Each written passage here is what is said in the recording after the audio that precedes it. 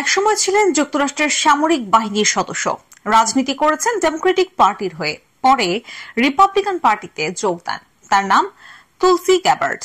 Donald Trump president নির্বাচনে জয়ী হওয়ার পর তুলসিকে যুক্তরাষ্ট্রের জাতীয় গোয়েন্দা পরিচালক হিসেবে দায়িত্ব দিতে যাচ্ছেন। জাতীয় গোয়েন্দা পরিচালকের দায়িত্ব পেলে তুলসি গ্যাবার্ড সবার জন্য গর্ব করার মতো মানুষ হয়ে উঠবেন বলে গতকাল বুধবার এক বিবৃতিতে উল্লেখ করেছেন ট্রাম্প। এখন তুলসির সামনে শুধু সিনেট অনুমোদন পাওয়ার অপেক্ষা। মার্কিন সিনেটের সমর্থন পেয়ে উতরে গেলে তিনি নিশ্চিন্তভাবে গোয়েন্দা পরিচালকের দায়িত্ব বুঝে পাবেন। আগে থেকে তুলসির কিন্তু গোয়েন্দাগিরির বিষয়ে সুনির্দিষ্ট অভিজ্ঞতা নেই, তবে 2 দশকের বেশি সময় ধরে মার্কিন বাহিনীতে একজন সেনা সদস্য হিসেবে কাজ করেছেন তিনি। কুয়েত ও ইরাক যুদ্ধের সময় দেশ দুটিতে তাকে মোতায়েন করা হয়েছিল। এছাড়া 2 বছর যুক্তরাষ্ট্রের প্রতিনিধি পরিষদের স্বরাষ্ট্র মন্ত্রণালয় বিষয়ক কমিটির সদস্য ছিলেন তুলসি। 2013 থেকে 2021 সাল পর্যন্ত ডেমোক্রেটিক পার্টির একজন কংগ্রেস সদস্য হিসেবে দায়িত্ব পালন করেছেন তুলসি।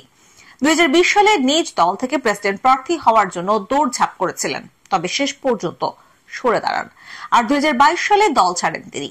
তখন অভিযোগ করে তুলসি বলেছিলেন, ডেমোক্রেটিক পার্টি যুদ্ধবাজদের আধিপত্যে চলছে। তুলসি গ্যাবার্ড বিয়ে করেছেন আব্রাহাম উইলিয়ামস নামে একজন সিনেমাটোগ্রাফারকে। তুলসির বাবার নাম মাইক গ্যাবার্ড।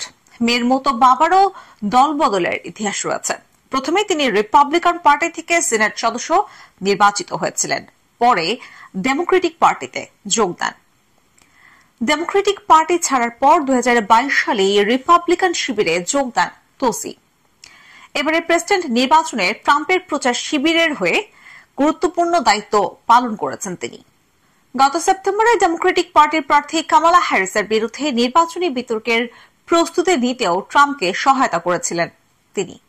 হিন্দুস্তান টাইমসের এক প্রতিবেদনে বলা হয়েছে, নামের কারণে তুলসি গ্যাবার্ডকে অনেকেই ভারতীয় বলে মনে করেন, তবে ভারতের সঙ্গে তার কিন্তু কোনো সম্পর্ক নেই। তুলসির মা হিন্দু মতাদর্শে দীক্ষা নেন এবং তার সব সন্তানের হিন্দু নাম দেন। তুলসিও নিজেকে হিন্দু হিসেবে পরিচয় দেন। মার্কিন কংগ্রেসের তিনি প্রথম হিন্দু সদস্য। আইন প্রণেতা হিসেবে দায়িত্ব নেওয়ার সময় ভগবত গীতা হাতে শপথ নিয়েছিলেন তিনি।